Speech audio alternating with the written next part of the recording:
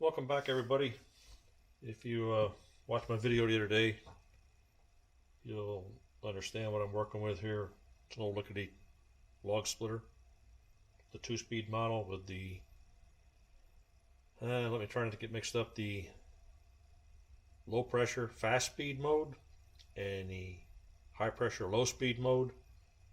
Like I said before, this mechanism here takes the place of a 2-stage pump on a new machine, and the other day I mentioned that I was having issues with it the way it shifted, and I took it apart and found this broken spring called Web Supply. Had a new one. UPS dropped it off here a few moments ago, and speaking of UPS and the other people out there that are still working through this crisis, I really appreciate getting deliveries and appreciate their efforts, and as we all should. Hope they stay safe and we come out of this soon. Anyway, he dropped off this spring. I already mounted on there. I've explained the other day. I'm not going to give you every little detail, but it slides over this brass tube, little keeper there, a little snap ring that holds everything on there. We'll go ahead and slide it in our tube here. There is a snap ring on the other end. It's an internal snap ring. Got a little oil wear that holds the spring assembly in there. Anyway, that goes on there.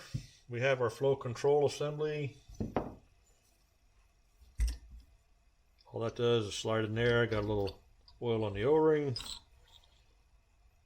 Goes right in there. This cap threads on to hold everything in place. There's no sealing issues. This doesn't need to be Teflon taped or any of that kind of stuff.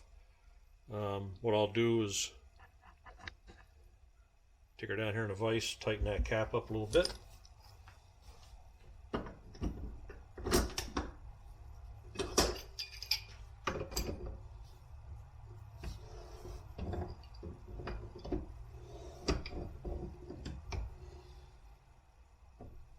Snug, that's good. You're back here. We'll put our spring on here.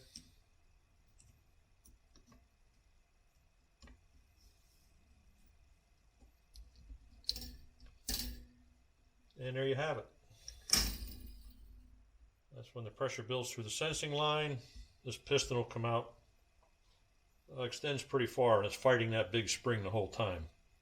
So the man that designed these splitters knew what kind of spring to put in there, how much resistance that it needed. And we'll bring this back around.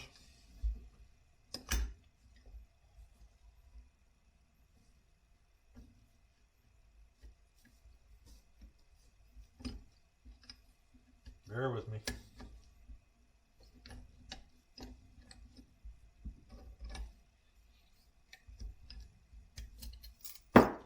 Yeah, take that off for the time being.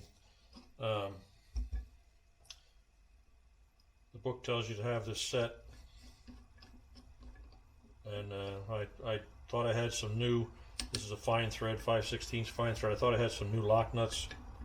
I don't.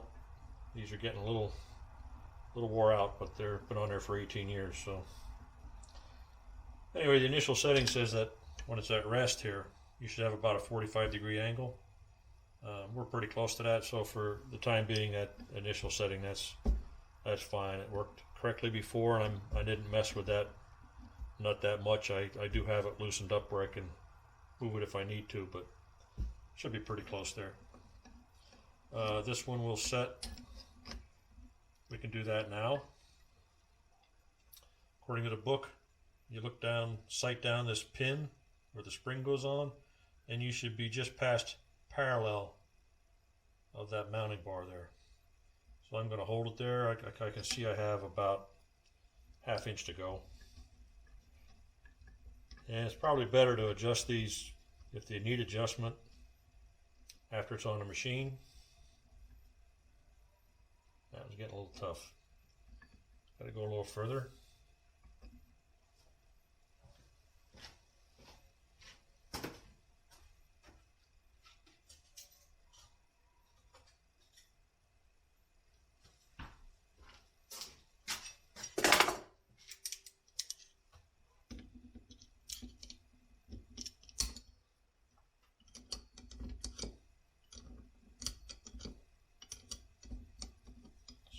At. A little more yet.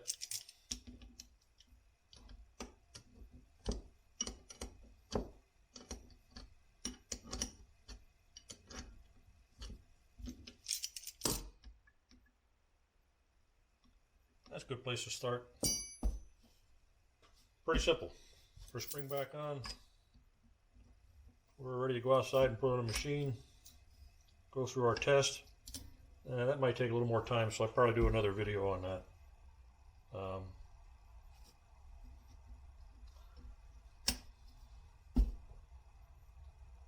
We'll go from there. So I'll see you on the next one.